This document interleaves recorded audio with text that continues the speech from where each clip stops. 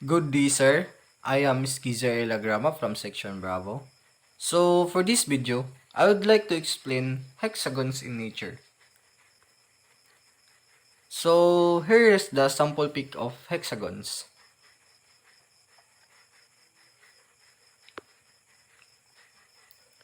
Why nature loves hexagons? Because hexagon in a particular are often seen in nature. Beehives are the common example but definitely not the only. Basalt columns and insect eyes also form hexagonal patterns. A hexagon is the shape that best fills a plane with equal size units and leave no wasted space. Hexagonal packing also minimizes the perimeter of a given area because of its 120-degree angles. So here is the example of hexagons in real world. Beehives. When bees makes hexagons in their hives, the six-sided shape fit together perfectly. They can hold the queen bee's eggs and store the pollen and honey the worker bees bring to the hive. When you think about it, making circles wouldn't work too well. It would leave gaps in the honeycomb. So the second one is honeycomb. Honeycombs are made from beeswax, a substance created by worker bees. When the temperature is right, worker bees secrete wax scale from special glands in their body. The hexagonal cells serve as a storage vessel for honey as well as home to raise young bees. The difference between beehives and honeycomb is that hive is a structure for housing a swarm of honeybees while honeycomb is a structure of hexagonal cells made by bees, primarily of wax, to hold their larvae and for storing the honey to feed the larvae and to feed themselves during winter. So the third one is snowflake.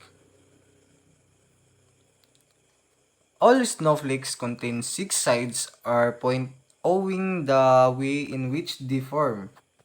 The molecules in ice crystals join to one another in a hexagonal structure, an arrangement which allows water molecule each with one oxygen and two hydrogen atoms to form together in the most efficient way. The last is eyes of dragonflies. The eyes consisting of some 30,000 hexagon interlands in a diesel array are some of the best in the animal world. In fact, the dragonfly's eyes consist of a regular hexagon with only three of these hexagon meeting at any given intersection point or vertex. Dragonflies have two large compound eyes with thousands of hexagon lenses, as well as three eyes with simple lenses, but let's leave those aside for now. The hexagonal lenses are connected through a long, then retinal cells beneath. In fact, many insects have eyes that employ hexagonal shape. And the rule always seems to be that only three cells walls can meet at any vertex. So from honeycomb to snowflakes, and the tilling patterns found in nature, the hexagon abounds in the natural world. John Wright investigates why having six sides is often best. We expect nature to be a messy business, achieving straight lines and simple geometry and consisting only organic lumps and bumps. Random arrangement or simply chaos, yet the resolutely Euclidean hexagon appears with a remarkable frequency in a natural world. From the gargantuan to the submicroscopic, hexagons are everywhere. One wonder why?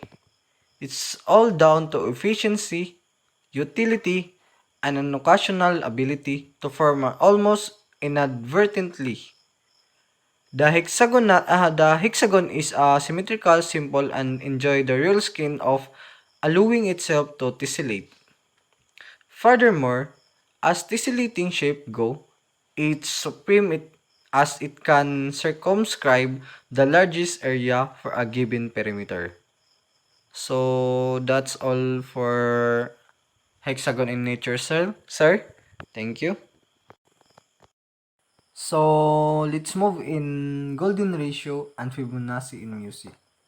So here is the answer of my group mates. After we watched the video, there were 3 guide questions that we needed to answer off. The first question is, what math concept is fully discussed on your assigned video? Okay, the concepts discussed in the video we watched is all about the golden ratio and the Fibonacci sequence in music. Number 2, what is about the concept? Cite few more real-world cases or examples that could show the concept. Okay, the golden ratio is a phi. The value of a phi is 0.618. It means it doesn't end. Even the music has a phi or a pattern of beat, while the Fibonacci sequence concept is that of numbers that starts with 1 or 0. Apparently, the perfect example of the golden ratio is the galactic fractals, while the perfect example of the Fibonacci sequence is a number of petals in a flower of its optimal angle. And the last question is, what are your insights about this mathematical truth or certainties? Okay.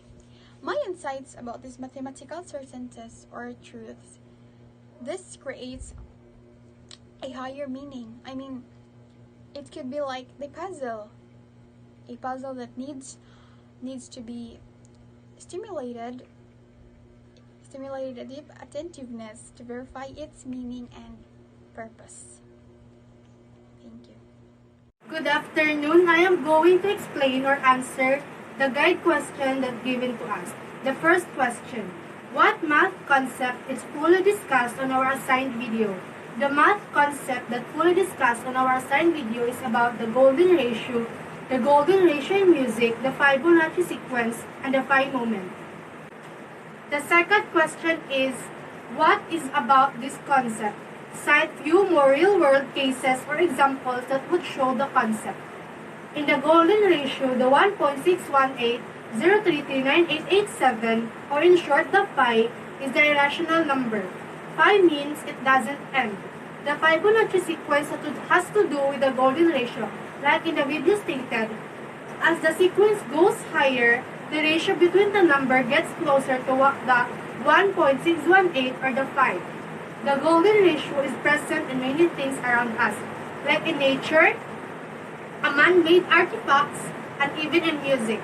Examples of the golden ratio is the flower petals, fruit like pineapple, shells, arts or artifacts, and the music. The last question is, what are your insights about the mathematical truths and certainties? The truth and certainty in mathematics are needed for us to become more knowledgeable in mathematics. The mathematical knowledge consists of those mathematical assertions or propositions that can be justified as true, certain, and valid. Mathematical truth and certainties must be reliable or strong and encourage accuracy of mathematical knowledge. Good day. I am Marina Nies from Section Bravo. For this video, I will present to you about the golden ratio and Fibonacci sequence.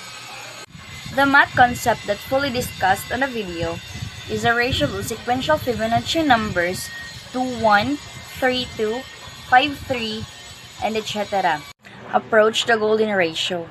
In fact, the higher the Fibonacci number, the closer the relationship is to 1.618.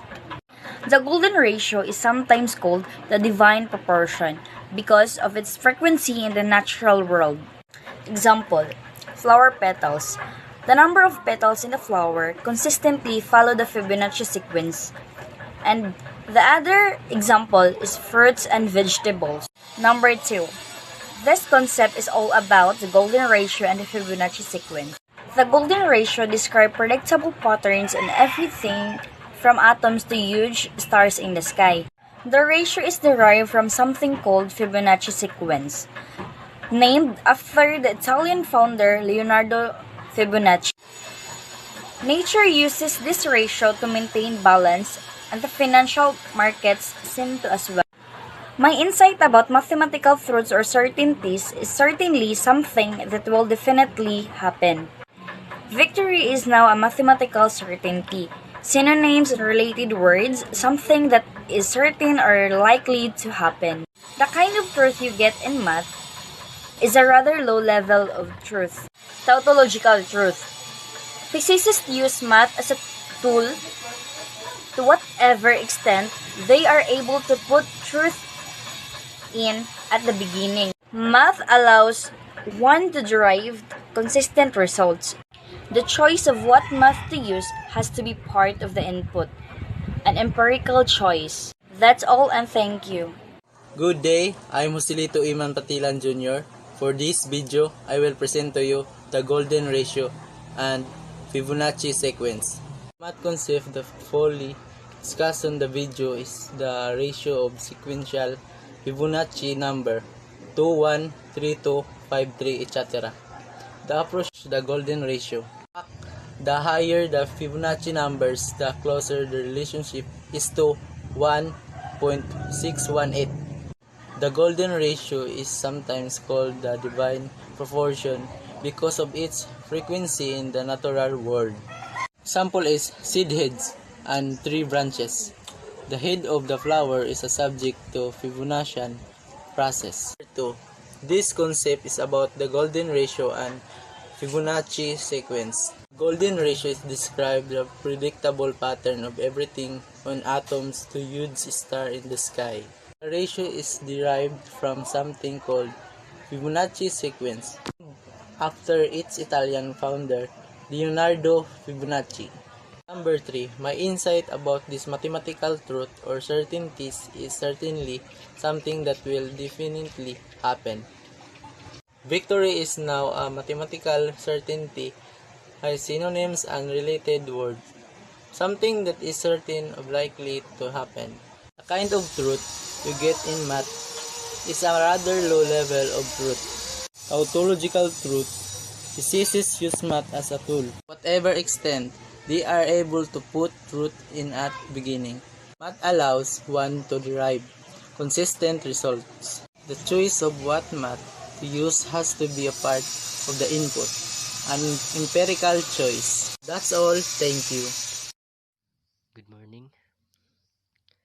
Question number 1. What math concept is fully discussed on your assigned video? They discuss math concept about golden ratio in sound. Some classic music use golden ratio method. A golden ratio can also be found in sound. The short answer is yes, and it's been used in music creation for a long time.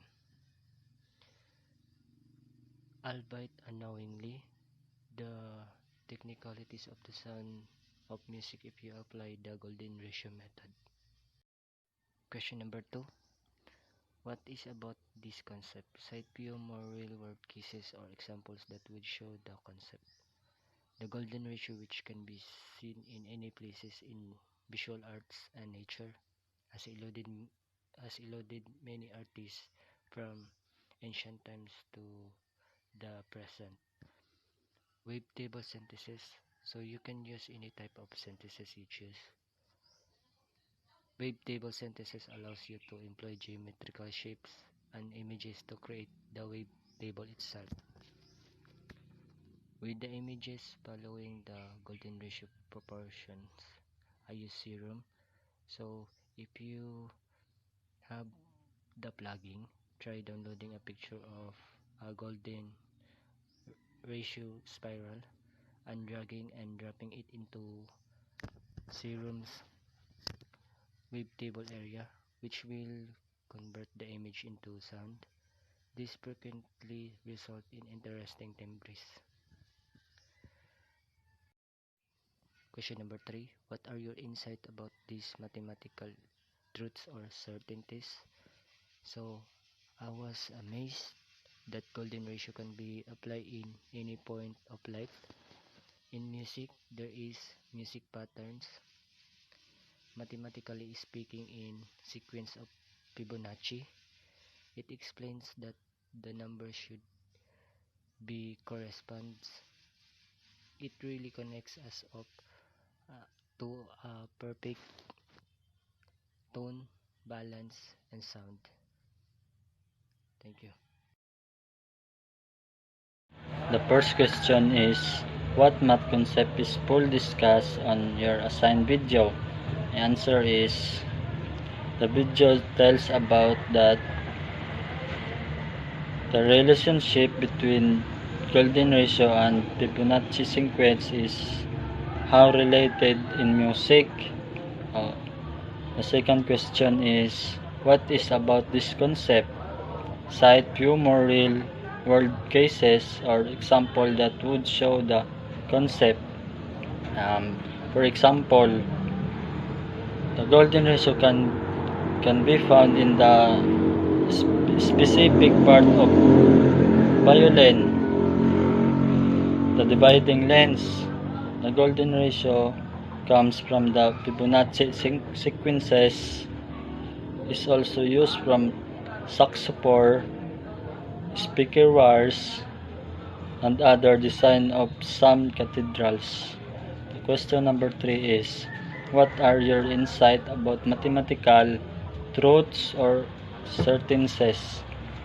So, I have learned that music has big relationship mathematically because basically musical frequencies are based on Fibonacci ratios. Thank you. So the first question is, what math concept is fully discussed on your assigned video? So based on my own understanding, it discussed that the golden ratio and Fibonacci sequence is related in music, and also the connection of the golden ratio and the Fibonacci sequence to other pieces of music. So the second question is, what is about this concept? Cite few more real world cases or example that would show the concept. So for example of that is the music. The music is, if we see the video, the length of the song is multiplied by 5 point numbers. So the third question is, what are your insight about these mathematical truths or sentences? So I have learned that the golden ratio comes to Fibonacci sequence, so it is important that both ideas together, and also music has a big relationship mathematically because their connection to music outlined in detail to help understand what the connection between the golden ratio and the Fibonacci sequence to the music. I am here in front of you to explain and answer the guide question given to us. Number 1. What math concept is fully discussed on your assigned video? It is all about the golden ratio and Fibonacci in music. Number 2. What is about this concept? Cite few more real world cases or examples that would show the concept. This is the golden ratio and Fibonacci in music concept that can be found throughout the violin and piano by dividing length of the specific part of these instruments. As well being used to craft violin and piano, the golden ratio that comes from the Fibonacci sequence is also used for saxophone mouthpiece, in speaker wires, and even in the acoustic design of some cathedrals. Examples: if we can hear someone playing an instrument, we can feel or hear it. Notes actually include the golden ratio. Number 3. What are your insights about these mathematical truths or certainties? My viewpoint of mathematical truths or certainties is that we cannot only see numbers about math, but we can also generate or we can also see it in patterns and various things that we see around us, called the golden ratio. Others, we can also hear it on in instruments where we can find or hear the golden ratio. Hey everyone, I'm Alan Granhiponya. I'm going to share my answer about the question given us by our teacher. First question is, what concept is fully discussed on your assigned video? It is all about the golden ratio and Fibonacci in music. That is, math is just not all about numbers but also in music. So what golden ratio? Golden ratio is used as interval between carrier and moderator, such as the resulting timbre is an harmonic code of golden ratio relate partials. Fibonacci sequence is in music. Simply put, it's a series of numbers like 0, 1, 1, 2, 3, 5, 8, 13, and so on and so forth. The next number in the sequence is found by adding up the two numbers before it. This ratio for this sequence is 1.618. This is what some people call the divine proportion. 2. What is about this concept? Cite few more real world case or example that would show the concept. Composers and instrument makers have been using this Fibonacci sequence and the golden ratio for 100 years to compose and create music, like Mozart, for instance, based many of his works on the golden ratio, especially his piano sonatas. The last question is, what are your insights about this mathematical truth or certainties? I think golden ratio and Fibonacci in music was true. When I watched the video, it was convinced me that math is not all about numbers but also in music. If you don't know, when you play instrument like guitar, drum, and other kind of instrument, there is always a pattern. That's all. Thank you. Good day everyone, my name is John Antonin Antuna from Section Bravo. Today, I will read my answer. First, what math concept is full discussed on your assigned video? The concept of full discussed on the video is about the patterns of math like golden spiral or else. And they apply it to the music for strength and they how to use it. The second, what is about this concept? The concept is all about is the golden ratio and all the patterns you see in the plants or flower.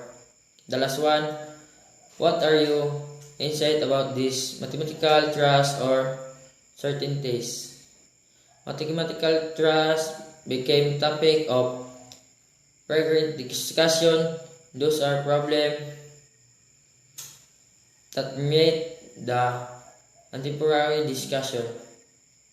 That's all. Thank you. After we watched the video, there were 3 guide questions, and the first question is, what math concept is fully discussed on your assigned video?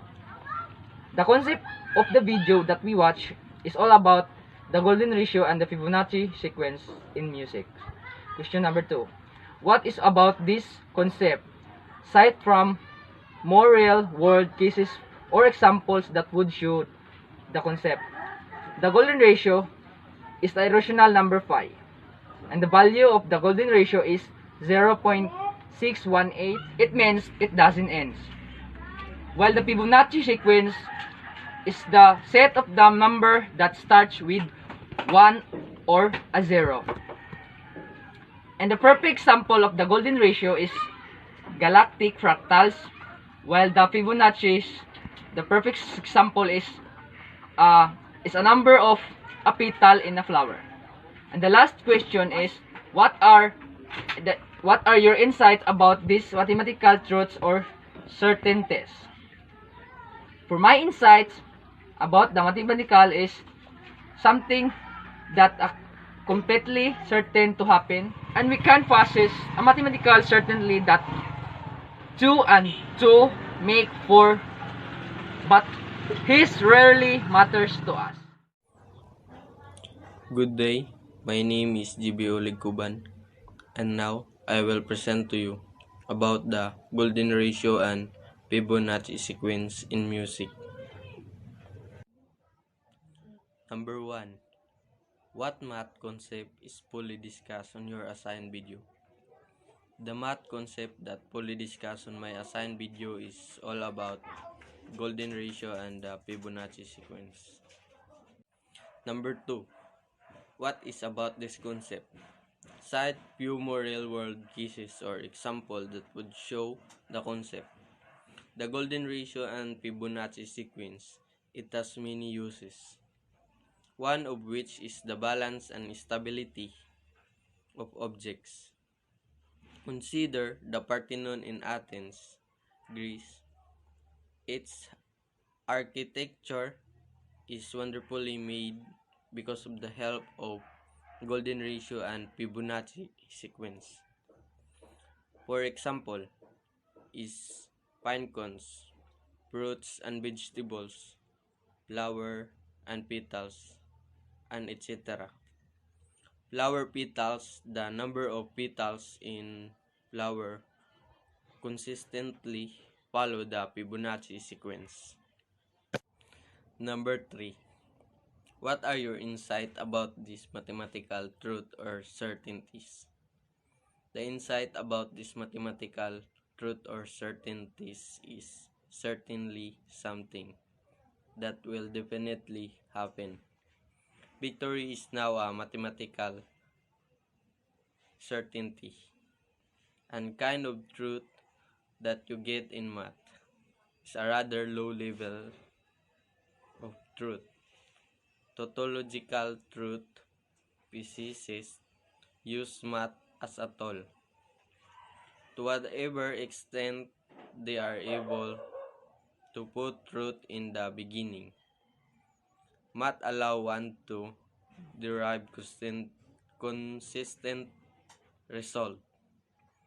Thank you and God bless.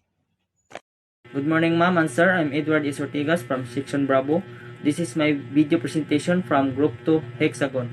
Number 1. What math concept is fully discussed on your assigned video? My answer is all about the golden ratio and Fibonacci sequence in music. And also, the golden ratio is a rational number like a pi. And here relationships of golden ratio and Fibonacci sequence. Number 2. What is about these concepts? Cite few more real-world cases or examples that would show the concepts. My answer is, this concept is all about how the golden ratio describes predictable patterns or everything from atoms to huge stars in the sky, and also the ratio is derived from something called the Fibonacci sequence. Number 3. What are your insights about these mathematical truths or certainties? My insights about these kinds of mathematical truths or certainties, this fact that mathematical knowledge is true with certainty does not cause belief in its certainty and give more knowledge. That's all. Thank you. Good day everyone, I'm Yoshime Manzano from Section Bravo. Today I'm going to answer those questions that given to us. So first is, what math concept is fully discussed on your assigned video? So it's all about the golden ratio and Fibonacci sequence. So Fibonacci sequence is a set of a number that start with a 1 or a 0. So followed by a 1 and proceed based on the rule that each number called Fibonacci sequence. Second is cite few more real-world cases or example that would show the concept. Example like flower petals include lily, which has 3 petals, buttercups, which have 5 picured at left, no? Then the seeds heads, and then shells or spiral galaxies. So the head of the flower, no, is also subject to a Fibonaccian processes, typically seeds siya sa kumbaga sa seed heads. So mo to ang mga interesting examples of golden ratio in nature. So next question is, what are your insight about this mathematical truth or certainties? So certainly, no, something that will definitely happen. Victory is now a mathematician. Certainly, synonyms are related. Words something that is certain or likely to happen. And the kind of the truth that you get in math is rather low level of truth, theological truth. Physicists use math a tool. To whatever extent, no, are able to put truth in, and the beginning math allows one to derive consistent result. The choices of what math to use has to be part of the input and empirical choices. Good day everyone, I am John Harold Musca from Section Bravo. And for this video, I will read my answers. Number 1 is, what concept is will discuss on your assigned videos? My answer is, the concept we'll discuss on the video is about the patterns of math like golden spiral or else. And they apply it to the music for strings, and they show how to use it. Number 2 is, what is about the concept? My answer is, the concept all about is the golden ratio and all the patterns you see in the plants or flowers. And the last is, what are your insight about the mathematical truth or certainties? My answer is, mathematical truth became topics of frequent discussion. These are problems that permeate the contemporary discussion. That's all. Thank you.